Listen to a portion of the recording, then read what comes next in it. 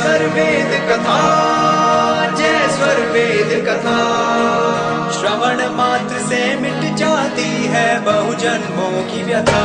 जय स्वर वेद कथा, जय स्वर वेद कथा, जय स्वर वेद कथा, जय स्वर वेद कथा।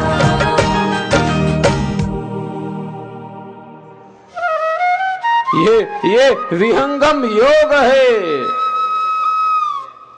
जिसके द्वारा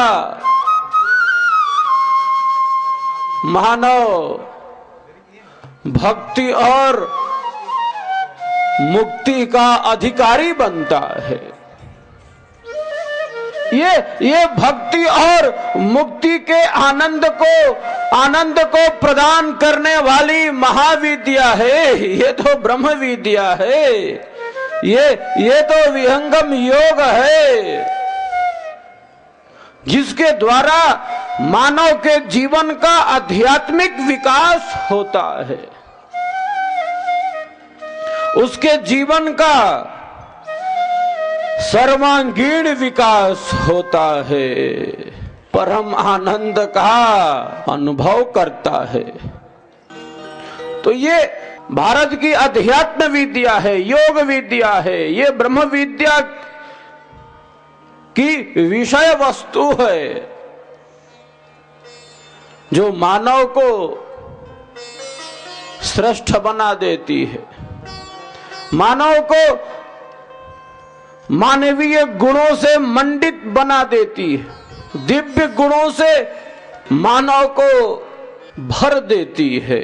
समस्त दिव्यता और मानवीयता के साथ वह स्वयं में स्थित होकर स्वयं का ज्ञान प्राप्त कर उस परमानंद के अनुभव को प्राप्त करता है। तो ब्रह्म विद्या कहती है कि प्यारे स्वयं का ज्ञान तो प्राप्त करिए आप। हाँ, आप क्या वस्तु हैं, आत्मा क्या वस्तु है, आत्मा क्या तत्व है, स्वयं का बोध तो करिए। आप स्वयं को तो जानिए कि आप कौन सी वस्तु हैं, आप क्या हैं, आत्मा क्या वस्तु है। आत्मज्ञान प्राप्त करिए, स्वयं का परिचय प्राप्त करिए, आत्मा का परिचय प्राप्त करिए, आत्मज्ञान प्राप्त करिए।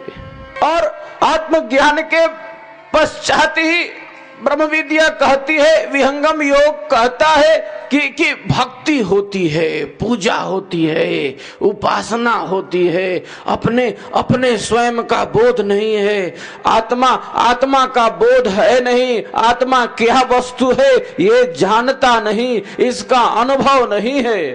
तो जो भी कुछ वह करेगा भक्ति के नाम पर, पूजा के नाम पर, वह सब कर्म होगा जिसका फल प्राप्त होता है। तो ब्रह्म विद्या बतलाती है, विहंगम योग बतलाता है कि भक्ति क्या वस्तु है, भक्ति किसके द्वारा होती है। स्वयं का बोध नहीं, स्वयं का ज्ञान नहीं, मन वाणी बुद्धि इंद्रियों के द्वारा जो कुछ भी होता है वह कर्म होता है। शुभ कर्मों को भी भक्ति नहीं कह सकते।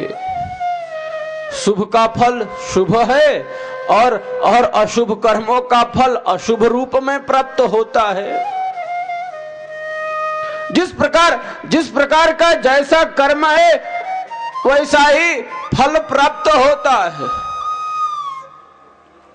इस जीवन में, आगे आने वाले जीवन में ऐसा नहीं है कि शुभ कर्मों की अधिकता से अशुभ कर्मों को दबा दिया जाए, ऐसा भी मामला नहीं बनता है। कोई ये सोचे कि अब अशुभ तो ज्यादा हो गए हैं, पाप कर्म ज्यादा हो गए हैं, अब कुछ अच्छा काम कर लेते हैं, अब अच्छा काम, पुण्य काम, श्रेष्ठ काम कुछ ज्यादा कर लेते हैं जिससे ये प्रभाव नष्ट हो जाए। तो ये कर्म का सिद्धांत नहीं। अशुभ कर्मों के प्रभाव से शुभ कर्म के द्वारा वो प्रभाव नष्ट नहीं हो सकते। अशुभ कर्म है, संपादित हो गया है तो उसका फल प्राप्त होना है। शुभ का फल शुभ रूप में और अशुभ का फल अशुभ रूप में मानव प्राप्त करता है। दोनों का फल प्राप्त होना है, दोनों की अपनी अपनी सीमा है। अशुभ कर्मों को शुभ कर्मों की अधिकता से दबाया नहीं जा सकता, उनको नष्ट नहीं किया जा सकता। तो मानव शरीर मन बुद्धि वाणी इंद्रियों के द्वारा जो कुछ भी करता है उसे कर्म कहते हैं। इस शरीर में आत्मा का सबसे पहले संबंध मन के साथ है। इस शरीर में आत्मा का सबसे पहले संबंध किसके साथ है? मन के साथ है।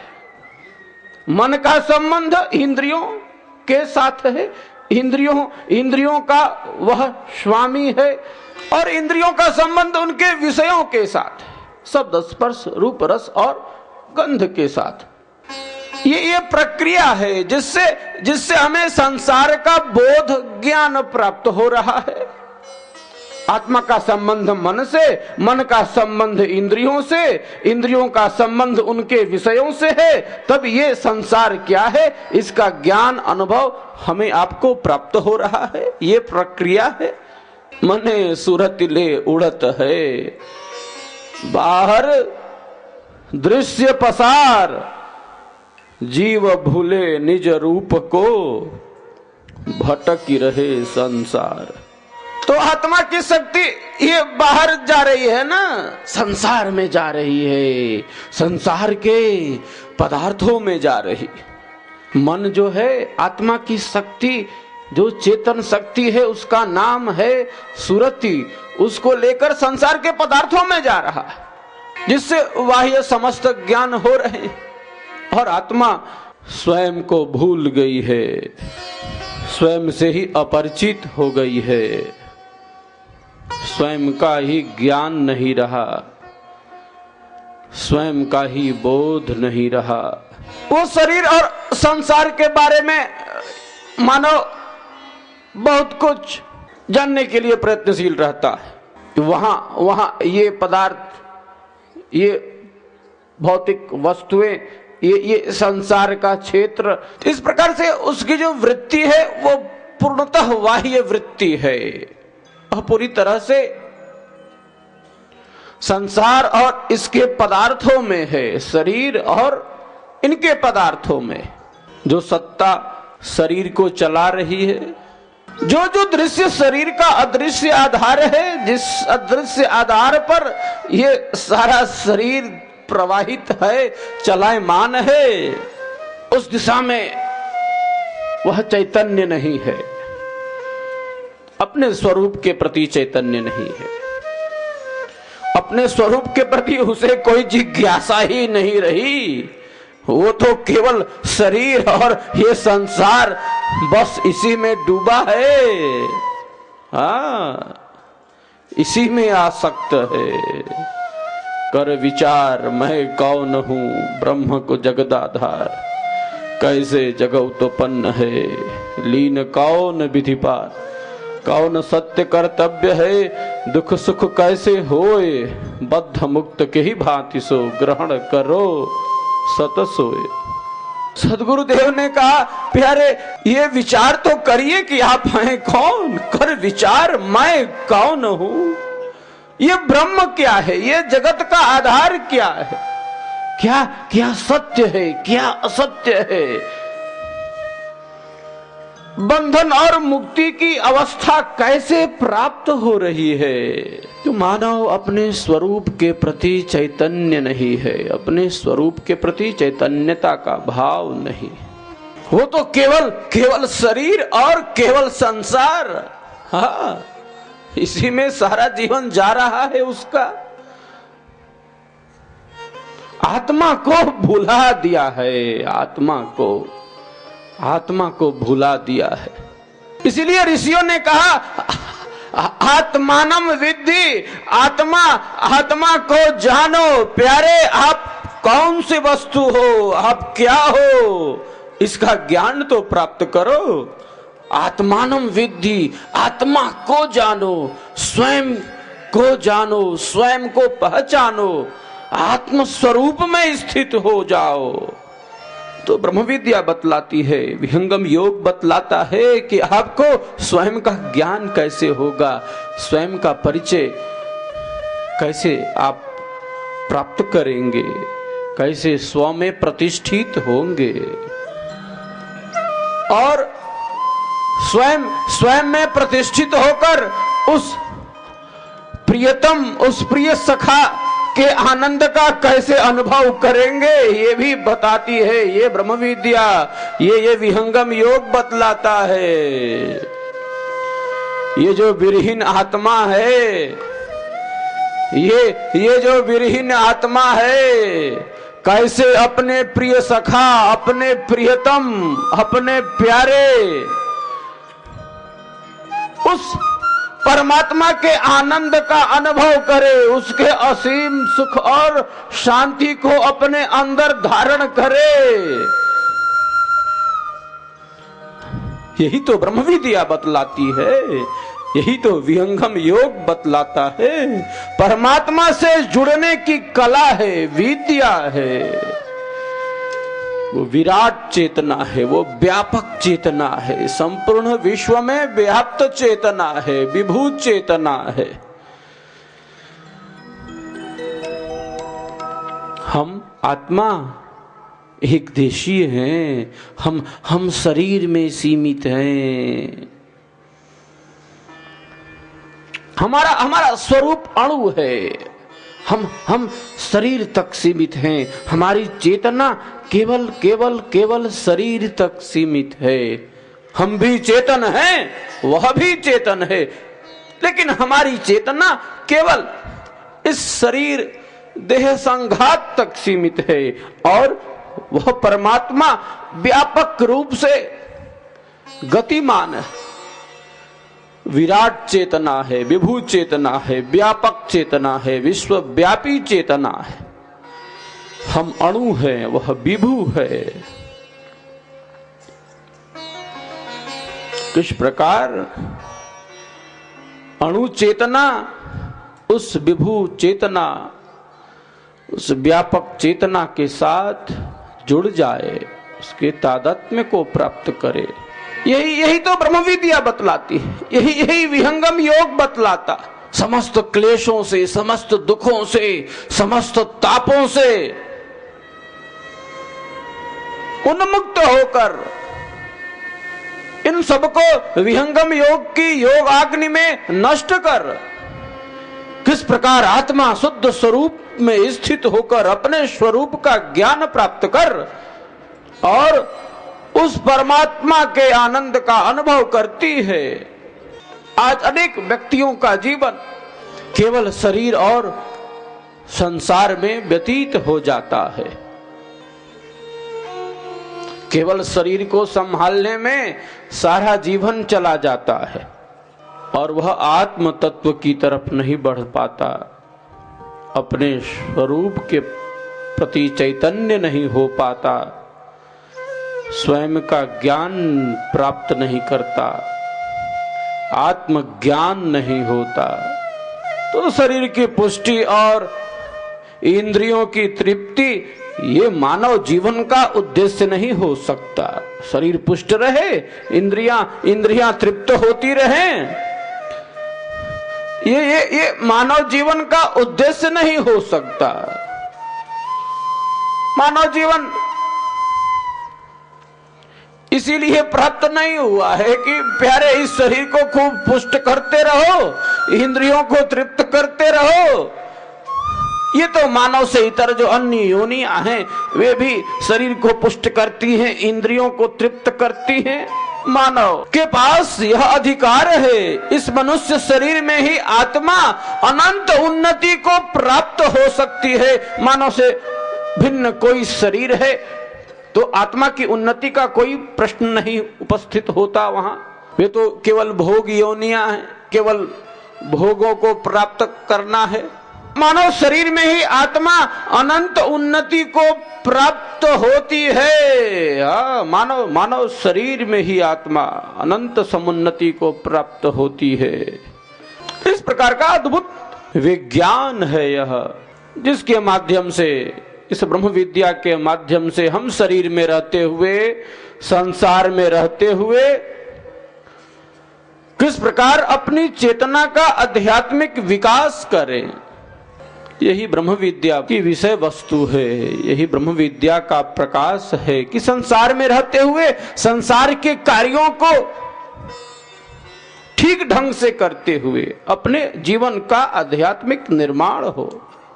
अध्यात्म कोई पलायन बात नहीं है। अपने कर्तव्यों से विमुख होना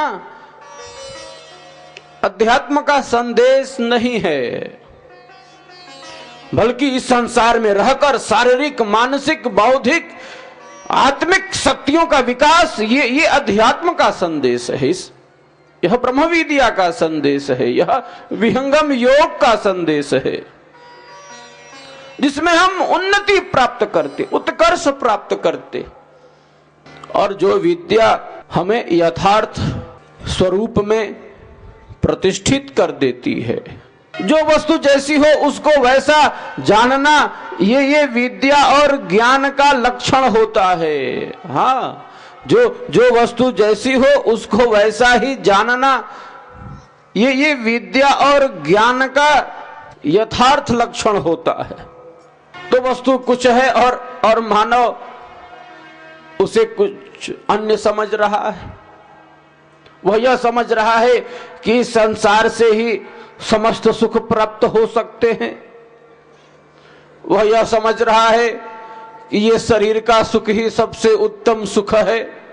वह यह समझ रहा है कि संसार के जो पदार्थ हैं इन्हीं से मानव सुखी बन सकता है। तो ये श्रेष्ठ चिंतन नहीं है। वस्तु कुछ है और उसे वह कुछ अन्य समझ रहा है। संसार से जितना भी सुख प्राप्त होता है वो सब बड़ा ही क्षणिक है, वो बड़ा अल्पकाल का है, वो सीमित सुख है, अल्पकाल का सुख है जो नष्ट हो जाता है। सद्गुरु सदाफल देव रचित स्वरवेद विहंगम योग का संपूर्ण दर्शन प्रस्तुत करता है, जिसका प्रैक्टिकल आप भी अपने घर परिवार में रहते हुए कर सकते हैं। 5 कोटियों की ये साधना शुरू होती है मन को स्थिर करने से, जिससे भूमि पर मन का प्रकाश प्रकट होता है और साधक अपार शांति का अनुभव करने लगता है। मात्र 10 मिनट सुबह शाम के अभ्यास से प्राप्त लाभ ने आज विश्व के वैज्ञानिकों को आश्चर्यचकित कर दिया है। दूसरी कोटि में विहंगम योग का साधक मन को अंतर्मुखी कर अंदर की त्रिवेणी में स्नान करता है, जहां उसे प्राप्त होता है ब्रह्मांड में व्याप्त एवं गुंजायमान ओम। जब ये ध्वनि स्वयं प्रकाशित हो जाती है तो चेतना ऊर्ध्वमुख होकर दशम द्वार पर पहुंचती है। यही ब्रह्मरंध्र या मोक्ष का द्वार है, जिसके खुले बिना जन्म जन्मांतर की दास्ता से मुक्ति संभव ही नहीं। विहंगम योग की तीसरी कोटि में सद्गुरु दया से बिना किसी कुंभक प्राणायाम के सहज में कुंडलिनी जागरण हो जाता है और दशम द्वार के खुलते ही अक्षर ब्रह्म का प्रकाश आत्मा को प्राप्त होने लगता है। यही विहंगम योग की चतुर्थ भूमि है, जहां मन एवं प्राण का लय हो जाता है और सारे प्राकृतिक करणों को छोड़कर चेतन आत्मा अपने शुद्ध स्वरूप से शाश्वत प्राण सखा से मिलने चल देती है। तब आती है पंचम भूमि, जहां रहता है बस आनंद रूपी अथाह समुद्र। उस कालातीत समंदर में जीव किलोले करता रहता है। इसीलिए विहंगम मार्ग को मीन मार्ग भी कहा जाता है। आप भी बिना किसी शर्त, फीस अथवा बंधन के इस आध्यात्मिक क्रांति का लाभ उठा सकते हैं। संपर्क करें महर्षि सदाफल देव आश्रम, छतनाग रोड, झूसी, प्रयाग, इलाहाबाद, उत्तर प्रदेश 211019।